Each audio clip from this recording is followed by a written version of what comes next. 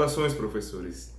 Me chamo Raia Silva Pimentel, sou advogado, pós-graduado em Direito Civil e Direito Processual Civil e sou candidato na vaga do mestrado em Direito Econômico da UFPB, mais especificamente na linha 2. E antes de iniciar a apresentação, primeiramente eu gostaria de agradecê-los por dedicarem seu tempo aí me ouvindo.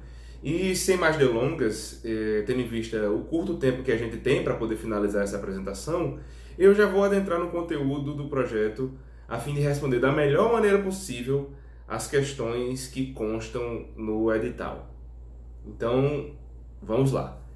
O título do meu projeto de pesquisa é Legítima Expectativa e Dados Pessoais. O tratamento dos dados como direito da personalidade e o seu impacto na economia da informação. E a fim de responder os quesitos do edital, como dito, da melhor maneira possível, eu acho mais interessante ordenar a minha apresentação da seguinte forma. Primeiro, eu vou apresentar a relevância da pesquisa para o estado da arte, no intuito de trazer um melhor contexto para toda a problemática que eu vou começar a falar já já. E a partir disso, poder enfrentar as demais questões de forma mais natural. Em seguida, eu vou apontar a pertinência da bibliografia utilizada para a elaboração do projeto e, por fim, eu vou apontar a relação entre o projeto submetido com a área de concentração e a linha de pesquisa. Pois bem, vamos lá.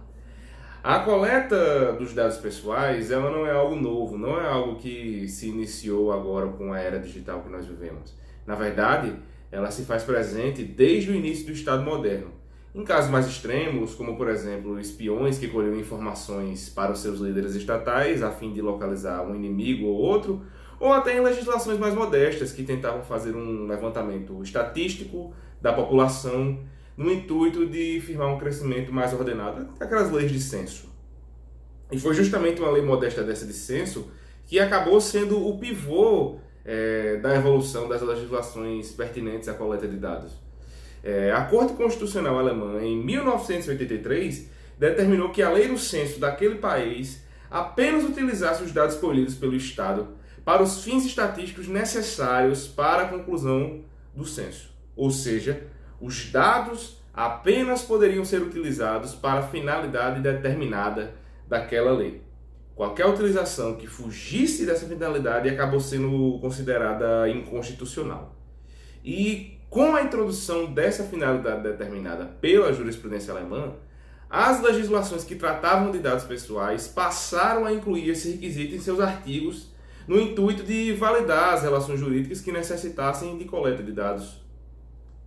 Essa finalidade determinada ela é plenamente vigente até hoje, inclusive sendo um dos princípios que constam na Lei Geral de Proteção de Dados. Porém, e é aqui onde começa a nascer toda a problemática, a finalidade determinada ela não é suficiente para atingir a autodeterminação informativa que fundamenta a legislação brasileira. Para que haja uma possibilidade de autodeterminação, essa finalidade determinada deve andar lado a lado com a legítima expectativa e a privacidade contextualizada. Diga-se de passagem aqui, a LGPD ela trata dessas duas características que eu mencionei, mas ela as apresenta de uma forma bem tímida, sabe? Não dando a devida importância que cada uma delas merece. Mas, enfim, continuando. O que vem a ser legítima expectativa? Por legítima expectativa, deve-se entender o que o indivíduo normalmente espera de uma relação que ele está tendo com um terceiro. Por exemplo, se eu me confesso, eu não espero que o padre conte a um superior hierárquico meu tudo aquilo que eu falei num momento de intimidade, no confessionário, né? Se eu, por exemplo, realizo uma consulta no psicólogo, eu não espero que ele ligue para meus amigos para contar todas as coisas que eu lhe falei naquela consulta que tive, só eu e ele. Essa expectativa dessas relações que eu mencionei deriva da boa-fé que se espera de toda relação civil. E cada situação, a depender do seu contexto, gera uma expectativa diferente no titular de dados. Traduzindo tudo isso que eu falei para o mundo jurídico, quando um contratante acaba agindo de maneira diversa daquela esperada pela relação contratual, ele acaba violando os princípios da boa-fé, da confiança e da função social dos contratos. E é aqui que eu enxergo a relevância da pesquisa. Se o contexto e a expectativa forem diminuídos, os fornecedores de serviço poderão continuar coletando os dados dos usuários de maneira indiscriminada, o que pode acabar ferindo os direitos da personalidade dos titulares. Por exemplo, em um contrato entre um consumidor e um provedor de serviços, vamos lá dizer de e-mails, de troca de e-mails, um Gmail, por exemplo, é legitimamente esperado que o fornecedor desses serviços entregue as mensagens de forma segura entre as pessoas que mantêm a conversa, de forma segura e criptografada, no caso, né? Porém, não é esperado que esse fornecedor acesse o conteúdo dessas mensagens no intuito de proporcionar uma melhor experiência com anúncios publicitários. É evidente que há uma fuga de contexto quando o fornecedor dos serviços acessa o conteúdo das mensagens, visto que dentro das relações civis não é aquilo que se espera de um programa que envia e-mails. Seria equivalente a dizer que se isso é esperado para um programa que envia e-mails, também é esperado que um carteiro, ao receber suas cartas, abra ela para ver os conteúdos no intuito de conhecer melhor a vizinhança que ele trabalha, por exemplo. Isso é uma coisa anormal, pois não é o que se espera daquela relação que se tem com aquele indivíduo em si. Então, como dito, quando a LGPD trata dessas disciplinas, ela é extremamente tímida, mencionando legítima expectativa e contexto apenas uma vez em seus artigos, enquanto o princípio da finalidade determinada ele é mencionado cerca de 30 vezes. E com a diminuição dessas figuras, no caso legítima expectativa e privacidade contextual, os dados coletados pelos fornecedores de serviços podem ser utilizados da maneira que eles bem entenderem, removendo o direito de autodeterminação informacional do titular de dados.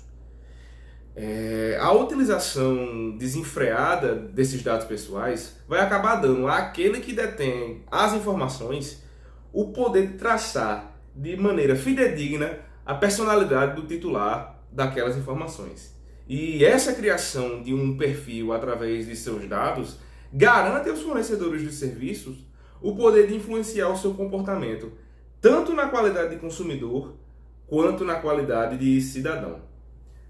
Assim, dessa forma, visto que a utilização de dados pessoais de forma descontextualizada pode acabar criando um perfil de personalidade do titular, é que acaba nascendo a pergunta sintetizadora do problema, que é a seguinte: a proteção dos dados pessoais, como o direito da personalidade e a sua circulação no mercado informacional através de uma privacidade contextual, vai trazer reflexos positivos à economia da informação?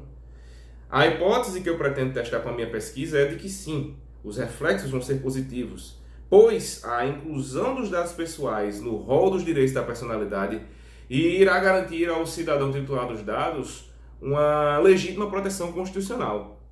E havendo uma circulação dessas informações de forma que não haja violação de legítima expectativa ou de privacidade contextual, o titular dos dados vai poder conquistar a tão desejada autodeterminação informacional, visto que ele vai ter maior ciência da forma que os seus dados estão circulando. Assim, demonstrada a relevância do conteúdo, eu agora entendo que cabe agora apontar a pertinência da bibliografia utilizada para desenvolver o meu projeto. Então, continuando. Ao desenvolver o projeto, como dito, a principal obra utilizada foi o livro Proteção de Dados Pessoais, a Função e os Limites do Consentimento, do autor Bruno Bioni. E, em suma, nessa obra, o autor ele aponta que o consentimento do titular de dados, ao ceder essas informações ao fornecedor de serviços, se dá de forma viciada, devido à posição de hipervulnerabilidade, na verdade, que ele se encontra perante essas pessoas.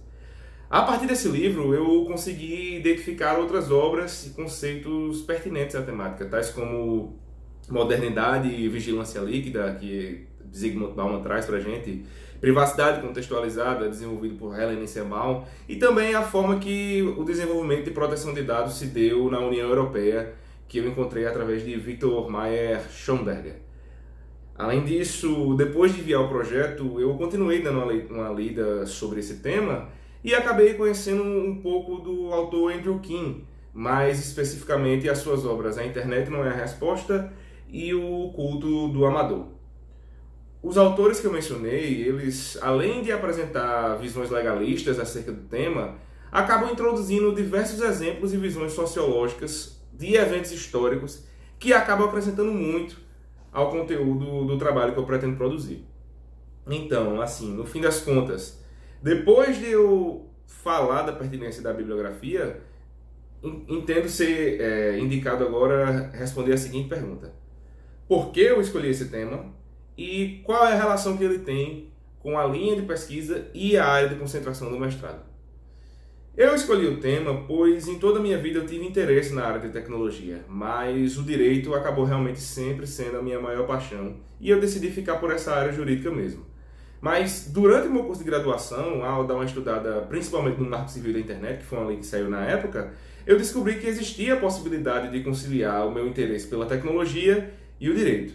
E a partir dos estudos iniciais, eu acabei desenvolvendo o TCC da minha graduação, que dava uma pincelada nessa questão de dados pessoais, mas realmente tinha um foco maior na questão da privacidade. Quando eu finalizei o meu trabalho, no caso a minha pesquisa, né, o interesse de entender um pouco mais sobre essa área só fez crescer. E foi com isso na minha cabeça que eu acabei procurando algumas oportunidades que me ajudassem a aprimorar meu conhecimento dentro dessa área e também me ajudassem a desenvolver um pouco as minhas habilidades como pesquisador.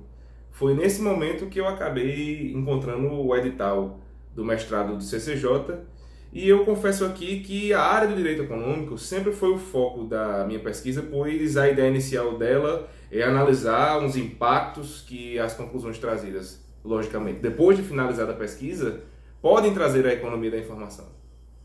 Quanto à linha de pesquisa, eu entendo que há uma compatibilidade entre o tema do meu projeto e a linha 2, pois o foco dela se encontra justamente na relação entre a forma em que o mercado atua hoje e os impactos que essa atuação vem a ter na vida dos sujeitos sociais. No caso, como a atual gestão de dados pessoais, não só por entidades privadas, mas também por entidades estatais, vem a impactar a vida dos sujeitos titulares dessas informações. E é partindo dessa premissa que eu pretendo desenvolver a pesquisa apresentada em meu projeto, utilizando não só das fontes bibliográficas e documentais que eu vou encontrar com certeza ao longo da minha jornada, mas também ouvindo o conselho dos professores da casa e inclusive dos senhores avaliadores, que com toda certeza vão acabar me fornecendo um feedback mais do que necessário. Por fim, eu agradeço novamente aos professores pelo seu tempo e espero ter esclarecido bem essa problemática que eu levantei ao longo da minha fala e também que eu tenha conseguido responder as questões colocadas no edital de maneira satisfatória. Muito obrigado e fico agora no aguardo de uma resposta. Nos vemos na próxima.